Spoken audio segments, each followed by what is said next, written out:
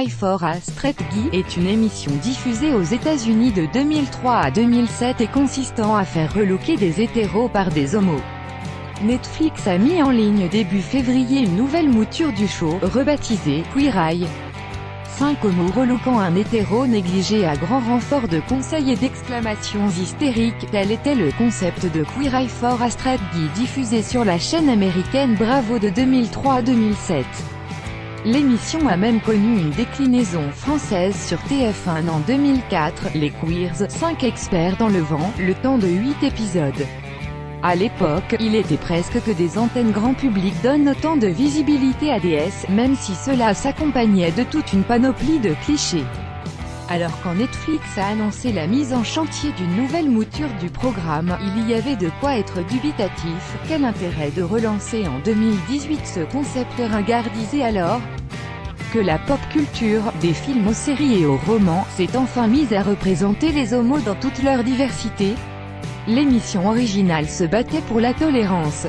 On se bat pour l'acceptation, avance Stan, l'un des 5 coachs, dans le premier épisode du Queer Eye Nouvelle Génération. Mon but est de trouver nos points communs avec les hétéros, et non nos différences, embraye son collègue Anthony. Les homos ont quelque chose à vous dire qui peut valoir pour tout et tous, à les en croire, l'approche est quasi politique et résolument optimiste, mais est-ce aussi simple? 20 minutes à demander aux premiers concernés, les homos, ce qu'ils ont pensé du retour de Queer Eye.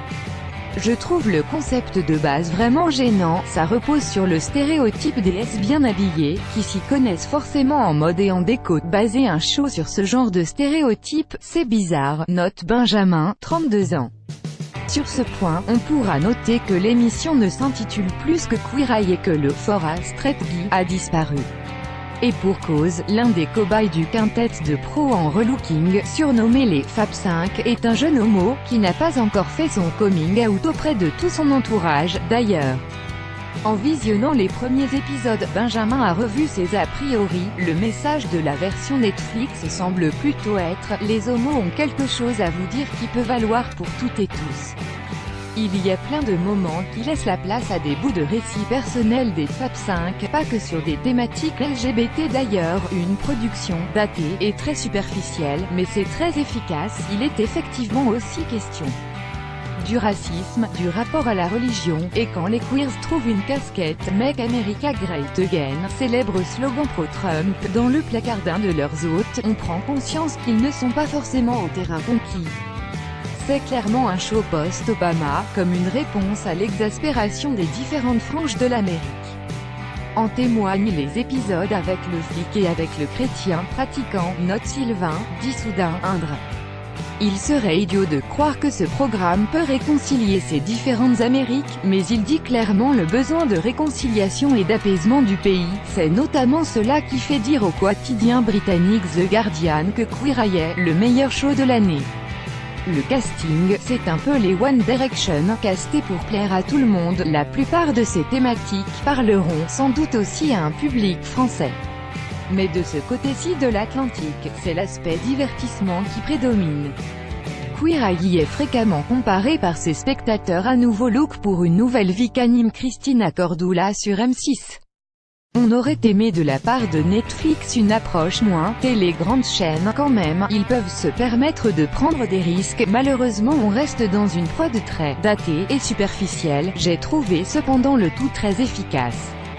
On se prend d'empathie pour le relooker, les garçons sont bienveillants, ouverts d'esprit et respectueux de la personne qu'ils ont en face. Il y a une volonté de proposer un programme hyper feel-good et tolérant, des deux côtés. Et c'est agréable, s'enthousiasme Alexis, Toulousain de 31 ans.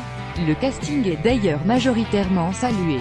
Les 5 mecs sont assez sympas, c'est un peu les One Direction, castés pour plaire à tout le monde, résumé Julien, journaliste à Paris. Il y a notamment, comme l'énumère Sylvain, un homme noir militant et père de 2 enfants, un Britannique avec des origines pakistanaises et une folle fabuleuse et iconique, qui nous avait fait mourir de rire dans Game of Thrones. Nous n'avons pas toutes les 50 nuances de, mais c'est tout de même beaucoup moins réducteur que la série originelle, s'il avait tous été folle, je n'aurais pas aimé, une diversité culturelle, de vécu et d'attitude, qui amène certains homos eux-mêmes à une prise de conscience. Pourtant, cela m'a ouvert un peu plus l'esprit sur ce que je pensais que voulait dire parce qu'on ne veut pas avoir d'étiquette, confie Jimmy, 25 ans, agent de cinéma dans le Maine-et-Loire. Certains homos ne savent pas comment être ou à quoi ressembler. Donc certes, certains coachs sont exubérants, comme Jonathan, d'autres plus discrets ou plus simples, comme Anthony et Camaro. Mais ils ont tous une personnalité forte qu'ils gèrent à leur façon. S'ils avaient tous été folles, je n'aurais pas aimé, car ce n'est pas forcément ma vision des S en général. Je préfère une émission avec des homos différents qui forment un groupe homo.